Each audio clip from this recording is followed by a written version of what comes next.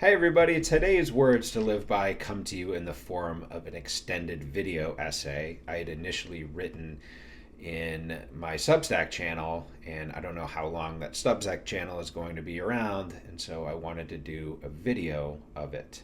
So I hope you enjoy it. The title is called The Power of the Integrated Empath, a transformation that often must happen. And we begin with a quotation. Individuals who can see darkness without becoming it. That's the goal of the integrated empath. That's by Carl Jung. It seems each week I am reminded to say a quiet prayer of gratitude for Carl Jung and the work he did decades ago. His work and observations remain relevant and timeless, and as important as ever in today's world. As an amateur consumer of psychology and philosophy, you can have your Freud. I choose Jung. It took me many years to finally get here, to this point, right here, right now, after being so curious if there would ever be something to explain a lot of the conflicting emotions that I tried to navigate in Act 1 of my life. My hope is that if this applies to you or resonates with you, it will not take you as long. Now, finally, the weight is lifted. I studied, learned, and found my truth, and, like many other people of my ilk, my power. The fraud in my life was revealed and turned away. The clarity between healthy relationships versus codependency has been lit up brightly. As an older-ish person who still has a few goals like the ones I had when I was 30, it will serve me well as I navigate and honor this next chapter of my life. As I got deeper into formulating this particular essay, it occurred to me that it might help some other people. My sense is that this will be a revealing piece for other empaths who have perhaps found themselves in challenging situations. The evidence here explains to my satisfaction what I know and believe to be true, which won't ever change. As you'll hear, it can't ever go backwards. I can't unexperience what I've experienced.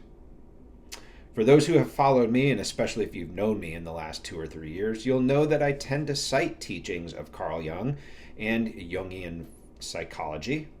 His work, more than any other I've studied, has encapsulated so many of the thoughts, emotions, and truths that I went through life without, until recently, any basis for scientifically or from a clinical setting.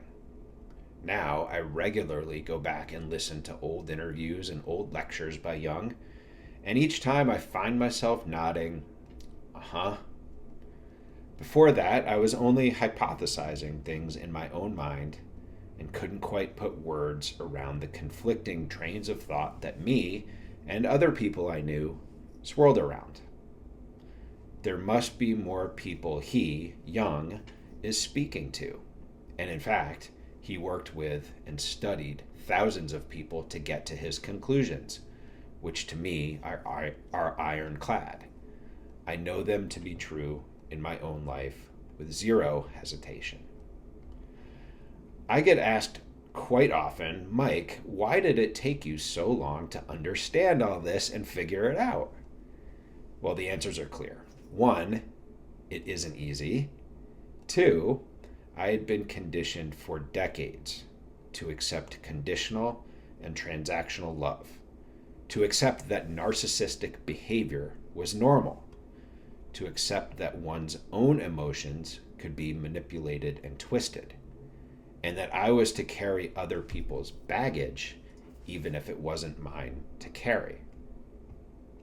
Now, when I refer to decades, people obviously think he must mean family. But my mother never exhibited those behaviors with me. I never would have had any sort of tennis career if that wasn't true.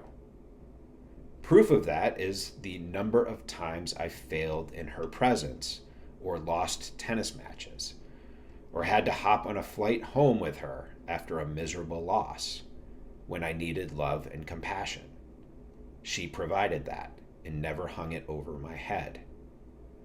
My older brother, while he was alive, was the same way. Proof of that was one episode when I was a little boy, and I bopped him on the head really hard with a toy camera. He was hurt, but I clearly remember him saying, "It's okay, Mike. I know you didn't mean it." We hugged it out. That love and compassion stuck with me long after he passed away at the age of 18 when I was 11. Outside of those two, however, I went through multiple decades of being surrounded by a lot of people who were one of two things. One, quiet when I was doing well and thriving, and all too vocal when I was struggling. Or two, very vocal when I was doing well, quick to jump on the bandwagon, and then crickets when I was struggling. It was always either or. It was always choppy. It was never unconditional and never consistent. There was always a conditional trigger to love. If you do this, I'll love you more. If you believe what I believe, I'll love you. If you nod your head, I won't disown you. If you pretend not to see it, I won't betray you. What a load of garbage that all was. And I didn't just put up with it. In fact, because I had normalized it, I attracted it. As you'll read or hear in a minute, there was a reason. Not an excuse, but a reason. And it was all my responsibility to do something about it. And for a long time, I didn't. But I did believe these dynamics were normal for many, many years. I thought as the lone empath in my universe, it was my job to shoulder a bunch of stuff, even though it never felt right or natural to me. It felt like I was being punished when I wasn't doing anything to deserve it. It felt like I was walking on eggshells, even while standing on firm ground. Proof that this was the dynamic I needed to awaken out of is not only in Jung's essays and data, but in the practitioners whom I've confided in recent years.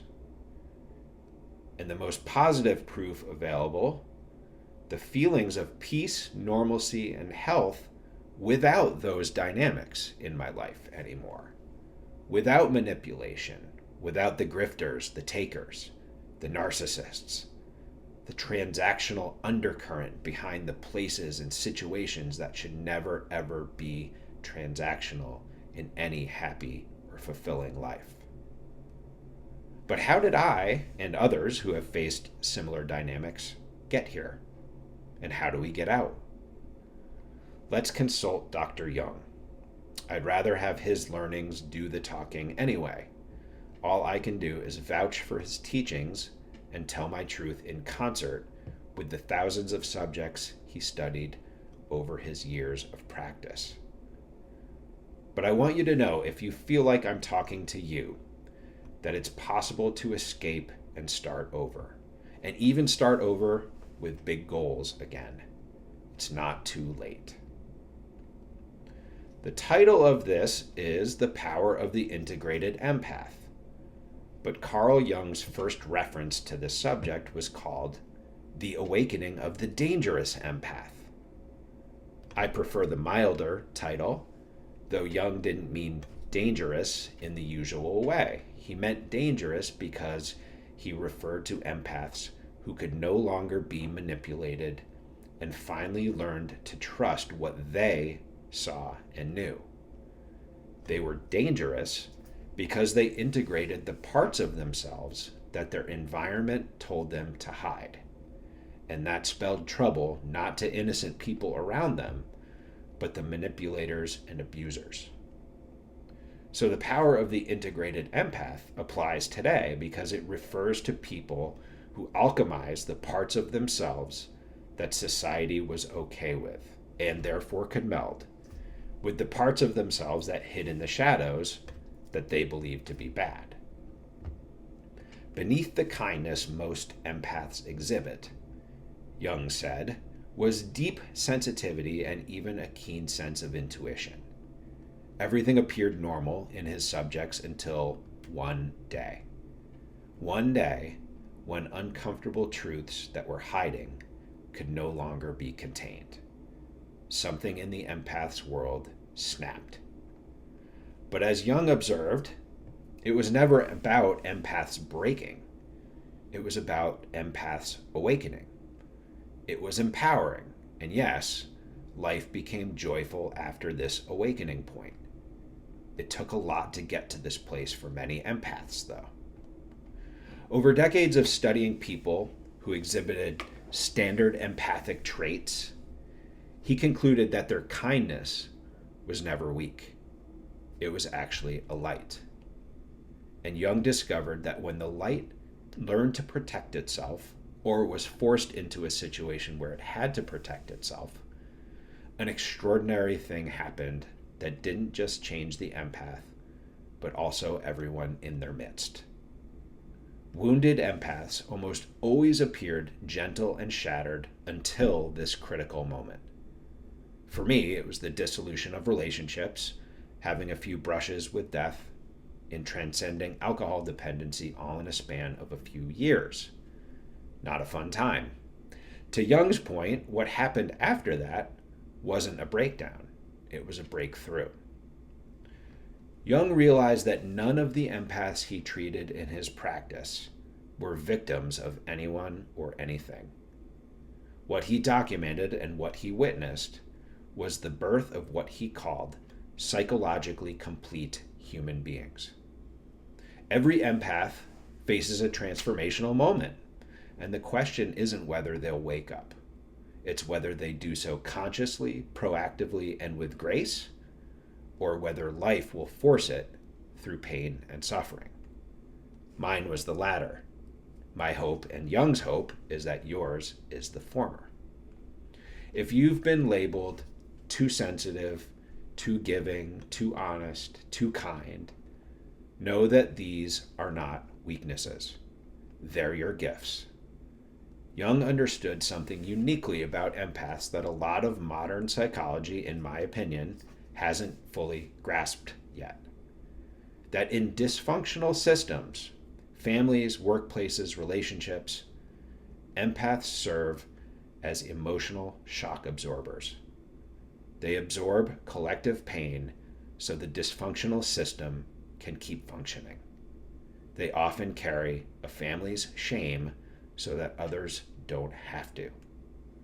For me, that last one was especially poignant because it is so true. But Jung later called it the persona of the helper, an archetype that empaths have lived inside often for many years or even decades unconsciously. The problem is that this existence is totally transactional in nature. Empaths wear that mask in exchange for acceptance, love, attention, and sometimes even as barometers of their own self-worth. As Jung documented, this arrangement is not love. Empaths make deals with themselves like, I'll silence my truth if you promise to keep me safe. I'll absorb your pain if you promise not to abandon me. Consciously or subconsciously, these statements act as implicit agreements that in the end buries the empath or renders them totally powerless.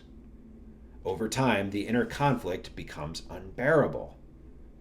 If I stop helping mean people, will I still have value? Or if I feel too much, will my emotions be diminished or abolished? As a result, a lot of empaths, Jung observed, default to a type of compassion that's not conscious. Unconscious compassion is a term Jung used to describe the state of being that lots of empaths find themselves in. Love without discernment, giving until there's nothing left to give. Empathy that dissolves the self rather than expresses it. If that dynamic seems sad or a little controlling or even abusive to you, that's what Jung documented too. But he also noted that empaths weren't just surviving these dynamics. No. They were studying them. While everyone assumed they were lost in their emotions, They were actually building detailed psychological profiles of everyone around them. They knew their abusers' tendencies and mapped their emotional patterns with rigor. They had that knowledge all along. They just never used it. I can vouch for that. Jung even detailed that he came across a few psychological geniuses in hiding, whose emotional intelligence was so advanced they could read human behavior the way master chess players read the board multiple moves ahead. If you have ever felt that people underestimated your awareness, but that it seemed your intuitions always turned out to be right, that's what Jung described, and it probably resonates with you too. Everyone pretended you were confused when all along you saw the truth deeply in ways no one else could fathom. This is the danger part that Jung described. It's when empaths finally own and trust this power. It shatters the illusions of the people who counted on them not owning and trusting it. Jung didn't observe that these empaths were psychic or anything that was otherworldly. Rather, he described it as advanced data collection. What others, manipulators and abusers, called overthinking, Jung described as pattern recognition. What Jung then described was an evolutionary advantage if used positively. Again, his words, not mine. And that often scares the pants off the people around them who had been manipulating them, often for years. Now, no empath that I know of will raise their hand to tell anyone that they possess something like an evolutionary advantage. It's kind of funny to think about. Even if true, it's not their nature to do so. But the rest of the world starts labeling them with a whole bunch of too labels. Too sensitive, too caring, too intuitive, and so on. So empaths learn to silence themselves as a protective measure against this type of criticism. Sometimes they even apologize merely for knowing what they know. While they are careful to guard against embellishing their gifts, I'm at an evolutionary advantage, don't you know? They are not cautious at all in diminishing their very own qualities. But for an empath, the truth doesn't vanish just because they don't speak it. Instead, it builds until the moment it can no longer be contained. And that's when it comes out.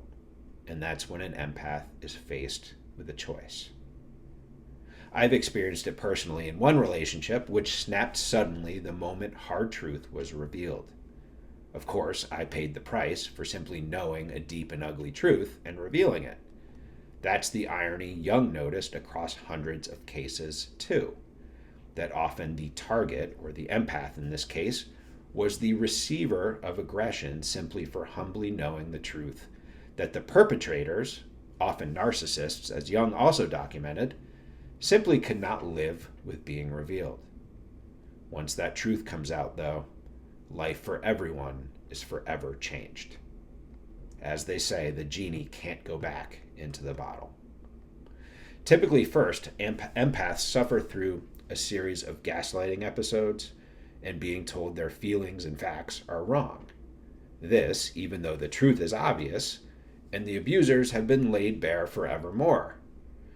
There are usually attempts at further gaslighting in an effort to get the manipulation cycle back on track. But really, it's the moment the emperor or the empress has no clothes, all because of what the empath knows with certainty. Even though the empath struggles after these cases, Jung concluded the empath never has a real breakdown. Rather, he referred to them as breakthroughs, because it was the moment every unspoken truth finally broke through and uncovered the dysfunctional setting or relationship for what it was. In other words, everything collapsed so the truth could finally be born. Jung is quoted using a word often used in alchemy called nigredo, which means decomposition, or what alchemists believe is the necessary first step on the path to the philosopher's stone. In this context, however, it's a darkening of the soul where everything collapses. The false persona dies, and the true self begins to emerge. So, what is that event or moment that occurs to break the dam? Across hundreds of cases, Jung identified one thing: betrayal. Usually, betrayal by someone the empath completely trusted and protected, or someone they had given everything to. In case after case, the pattern Jung observed was identical. The empath would discover things that felt devastating. They were things like gaslighting, dishonesty, infidelity, or financial trickery. But Jung observed that the devastation for empaths wasn't the abuses themselves. Rather, it was that the empath saw the signs all along and refused to trust them. They could see the writing on the wall far before the manipulation, deception, or dishonesty occurred. They admitted they knew. They always knew. But they chose to ignore it, thinking it was something they were supposed to endure or help solve, which sometimes can be a near fatal mistake, but not fatal. Because what most observers like Jung, and even the abusers themselves, expect by an empath with these now known truths revealed is emotional outrage, anger, tears, screaming, breaking things, collapse. Instead, Jung noted, the empath became unnaturally calm. He documented this and called it the integration moment.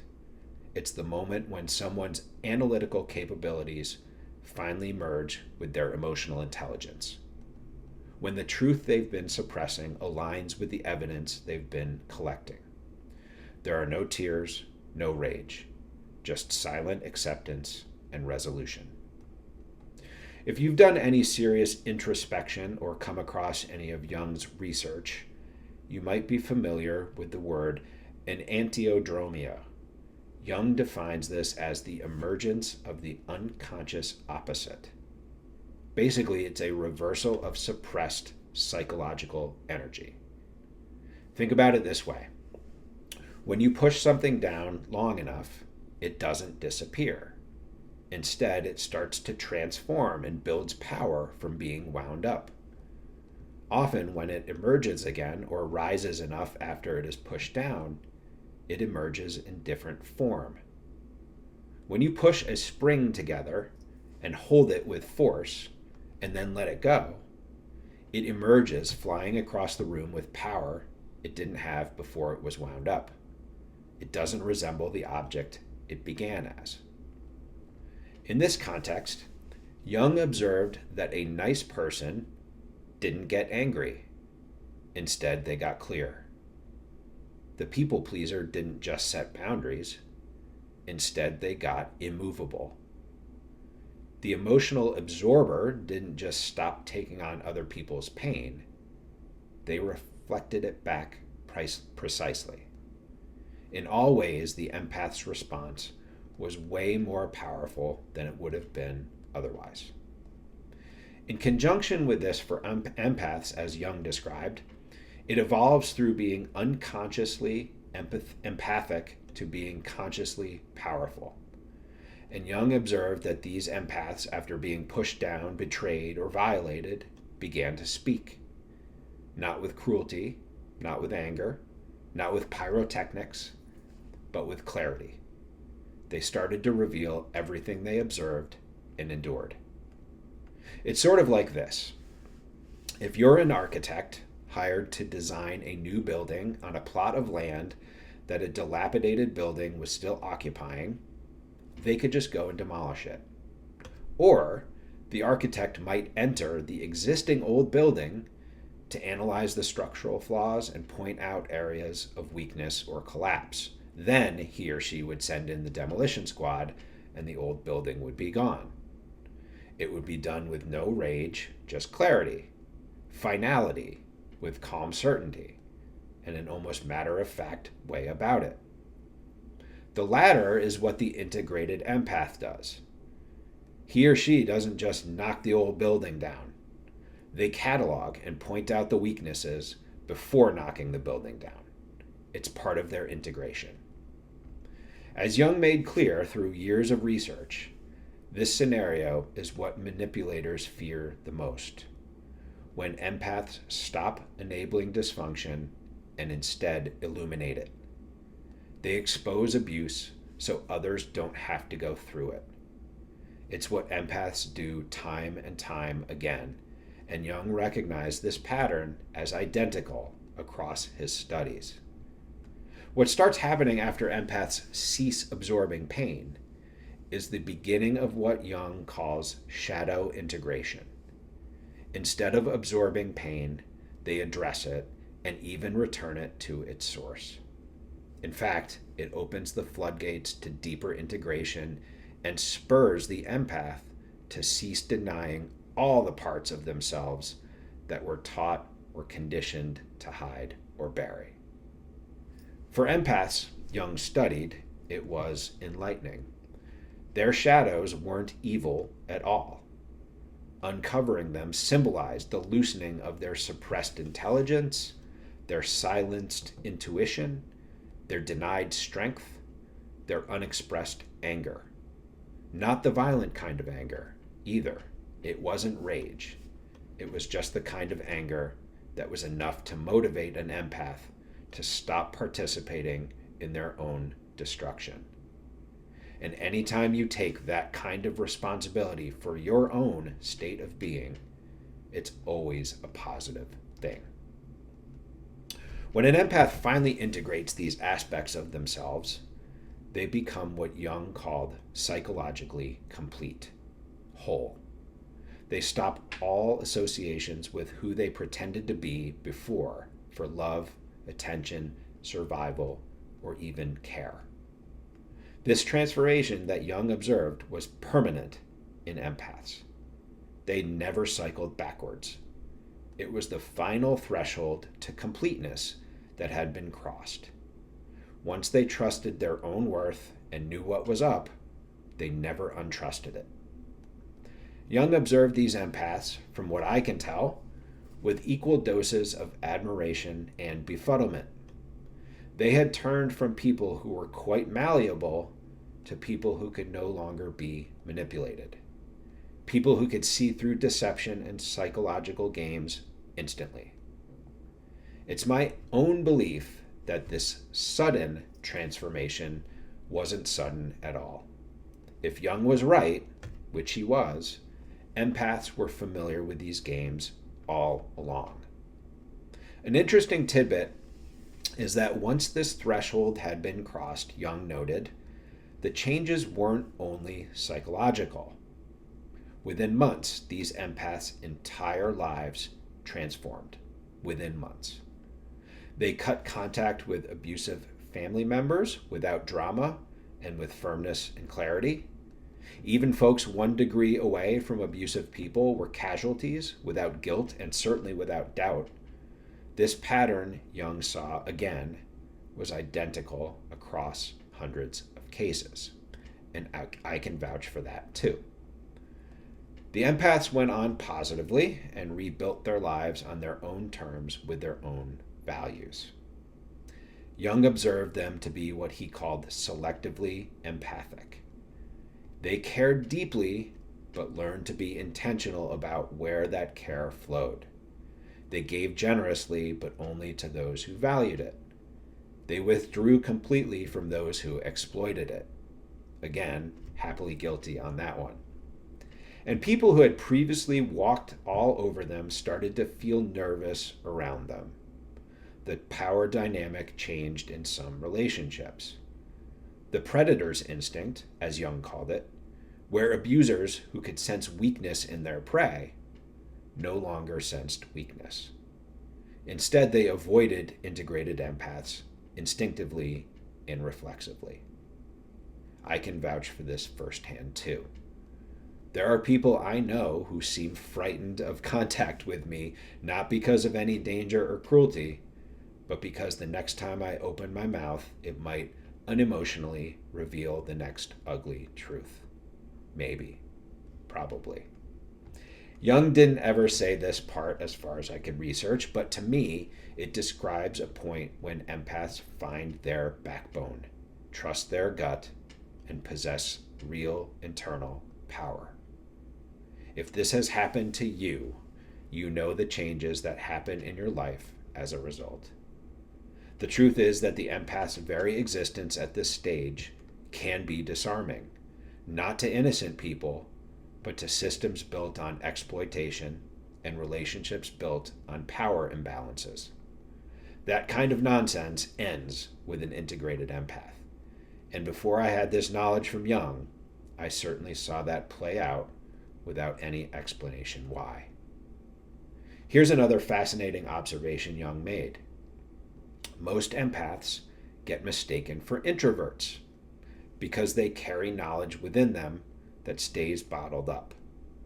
They retreat to recharge or catalog what's in their brain. They get mistaken for quiet, or timid, or mysterious, or arrogant, or something else that's not true. Because when people assumed the empath had become lost in their own world of emotions, they were really just making mental maps of all the people who had harmed them. This pattern, again, Jung said, was identical across the multitudes of people he studied and observed. Empaths sometimes knew something awful or dysfunctional and sat on their truth for years as they dissected possible reasons or causes. Many believed it was their job to fix these situations because of their empathic qualities. For years, they said nothing because they tried to figure out how to fix it, which, of course, either takes a while or is impossible to do. Then finally, they realized this was not their responsibility. It was not their job to absorb abuse or sweep things under the rug. It was not their job to shrink or to get the short end of the transactional nature of the dysfunction. So, they crossed the threshold at the exact right moment, which was when they decided that the perpetrator could no longer manipulate the narrative or diminish the empath anymore. With examples like this, and this was a massive takeaway for me, Jung recognized he was not treating hundreds or thousands of broken people through the years. He was documenting what he later called the integrated empath, someone with the sensitivity to feel everything and the wisdom to choose what deserves their energy. These empaths learn to use their gifts with intention rather than letting them be used unconsciously. When you finally know this, everything changes. I can vouch for that. What you will never hear from anybody that I'm aware of, except Carl Jung, is that the empath's shadow contains their power. When one integrates their shadow into the aspects of themselves that are already full of light, the light doesn't become dark. Rather, everything becomes complete. When you stop needing validation from people you can see through, you become sovereign. When you stop trying to convince others of what you know, you step into your authority. Jung called it the transcendent function, or the ability to hold opposites equally without collapsing into one or the other. He called this the hallmark of the integrated empath. They started to learn to be both compassionate with boundaries, soft with strength, loving with discernment, vulnerable and protective. It wasn't a paradox or a contradiction. It signaled completion, wholeness. And Jung knew that the integrated empath who could hold these opposing emotions could also do things like feel other people's pain without making it their own. They could understand someone else's struggle without enabling dysfunction. They could love deeply and maintain clear boundaries. They could offer support without stealing the lesson. When empaths got to this point, they stopped giving to people who didn't value what they offered. They stopped exhausting themselves. Instead, they invested in their own healing, their own growth, their own emotion, their own evolution. The paradox, Jung observed, is that empaths became most helpful to others at this point, way more helpful than they were before. Because empaths learned somewhere along the way that boundaries are selfish and saying no makes them bad people, it's a challenge that must be transcended. In Jung's work, he taught these people the exact opposite of that. He helped them deprogram years or decades of thinking. They needed to hear from a trusted source like him that empathy without discernment becomes codependency. Love without limits becomes enabling. Boundaries are how good people stay good and kind people stay kind. And he observed that once he explained this to the empath, it ignited a green light that put them on the fast track to spread their wings to become the integrated empath Jung believed. The integrated empath then took on an aura. It was an aura where they didn't negotiate their limits, they didn't rationalize themselves, and they didn't overly explain themselves.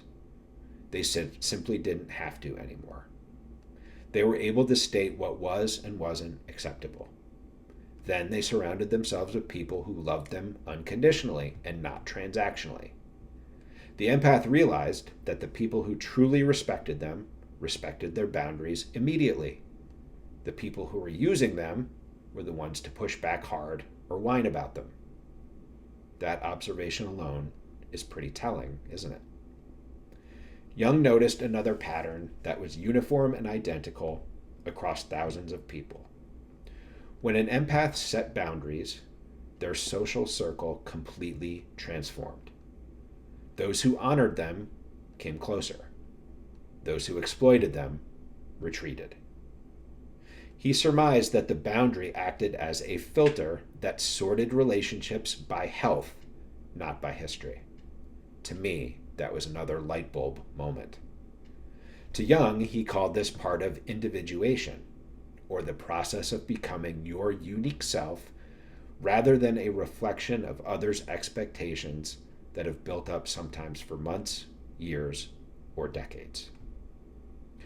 Understand that if this resonates with you, you may have been trained your entire life to doubt your own perceptions and truths, to believe other people's version of reality over your own direct experience.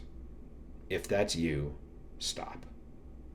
Honor your knowing as the sophisticated intelligence that it is. You can't be gaslit by someone when you trust your intuition completely. Choose not to play that game. Or, as I like to say, not every battle is ours to fight, and not every wrong is ours to right. Now the real fun stuff. Authentic people felt a sense of calm and safety around integrated empaths. This was clinically tested and documented by Jung. Integrated empaths didn't judge other people for being real. After all, being real and comfortable in one's own skin was what took empaths their whole lives to strive for in some cases. So they respect that.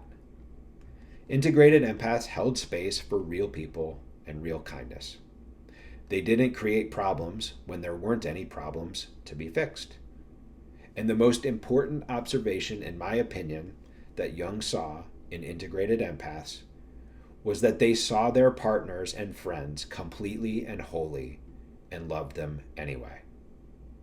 If that's not the highest goal for a relationship or a friendship, then I don't know what is. On the opposite side, Jung observed that manipulative people felt exposed around integrated empaths, often without the empath having to say one single word. Their clarity, aura, and energy was enough. Deception couldn't survive or even start around someone who saw clearly without judgment. Jung called it the mirror effect. The awakened empath reflected reality so clearly that lies became uncomfortable not through confrontation, but simply through presence. The prognosis for integrated empaths is that healthy people grow around them. Toxic people self-select out. Integrated empaths are so authentically themselves that they naturally align with some frequencies and naturally repel what doesn't align. They don't need to manage relationships strategically. They organize themselves naturally. The success long term of the integrated empath, Jung noted, depended on whether love or revenge drove their transformation, whether they become integrated to heal or to harm. The truly awakened empath chooses love. Not naive love, but something pure, conscious, protective love. Choosing light over darkness defines the transformation, because you're breaking a cycle of darkness and dysfunction rather than continuing it. I felt this in my own world, where I very much saw or see myself as the person to stop several dysfunctional cycles, or at the least, to not metaphorically be driven off a cliff. As an integrated empath, what does the world look like according to Jung? Number one, relationships. The old empath attracted people who needed fixing. There were tons of dramas. Intensity was mistaken for intimacy. The integrated empath recognizes these patterns immediately. They're attracted to emotionally mature partners. They know the difference between connection and chaos, passion and dysfunction, love and codependency. Number two, communication. Direct, honest, no game playing, no use of vague language. They don't test or manipulate. They say what they mean and mean what they say, and they expect the same in return. Number three, dysfunctional family systems. Everything shifts.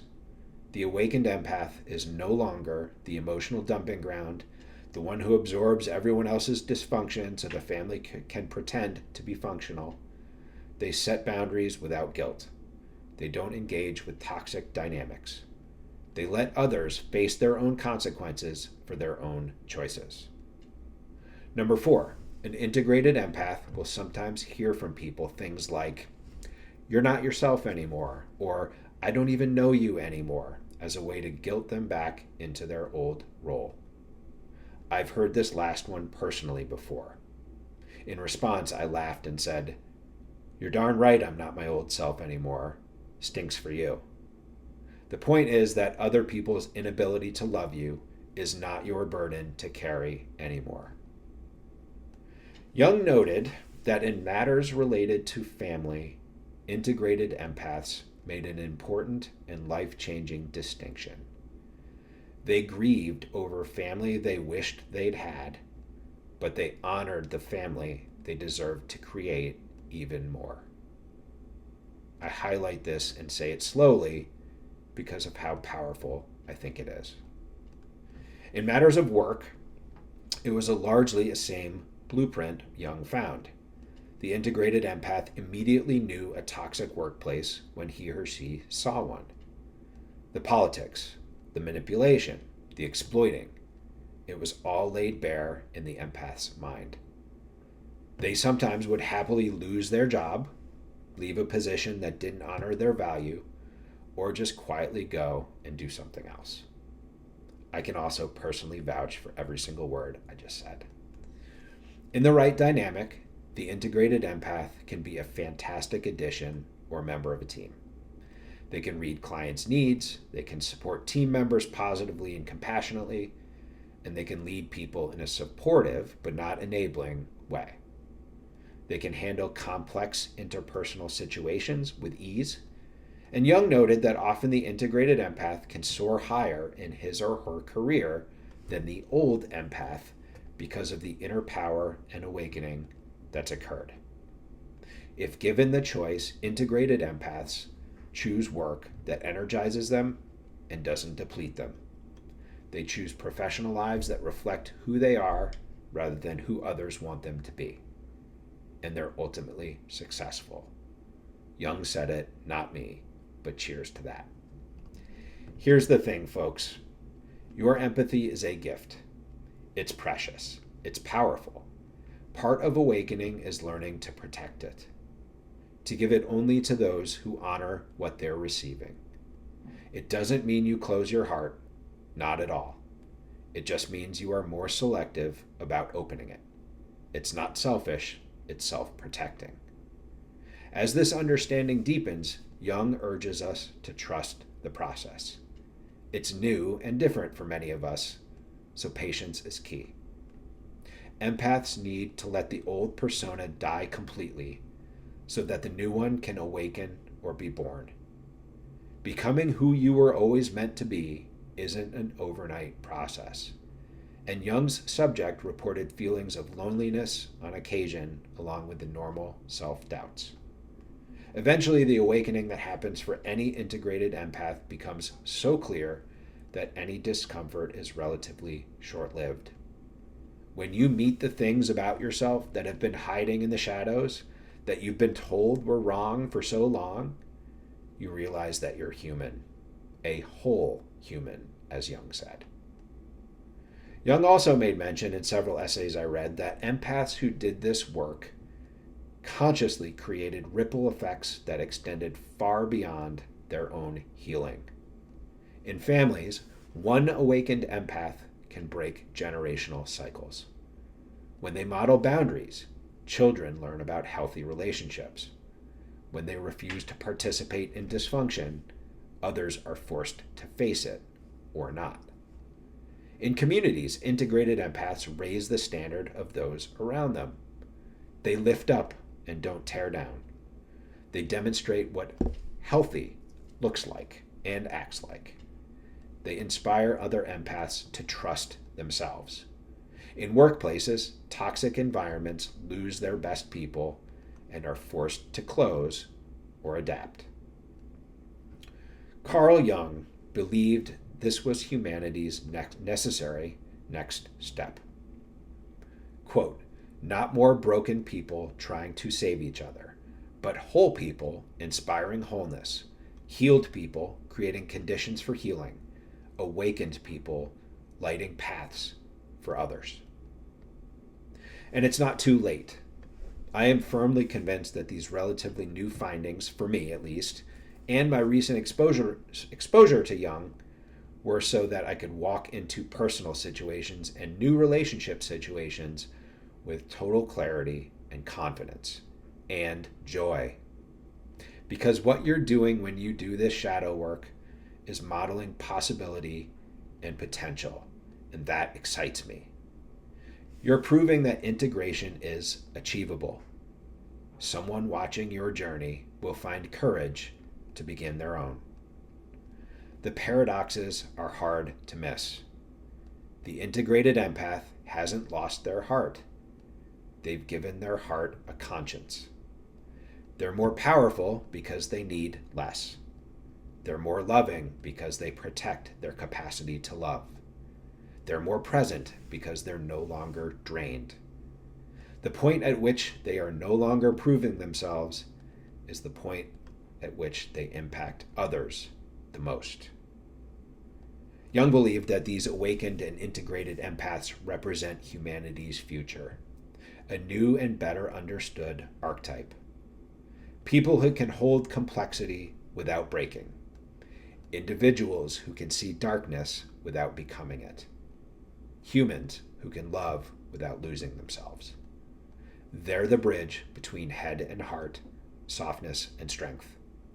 The world needs this archetype right now. Lastly, Jung noted that every empath will reach this inflection point that I've just described. No exceptions. Life ensures you will meet your shadow. The only question is how. You can integrate consciously and deliberately and face your shadows before crisis forces them, trusting your truth before betrayal exposes it. Or you can wait for life to force the awakening, the betrayal, the breakdown that has to double as a breakthrough out of necessity. Both paths lead to the same place: integration, wholeness, awakening. But one path is conscious and guided by wisdom.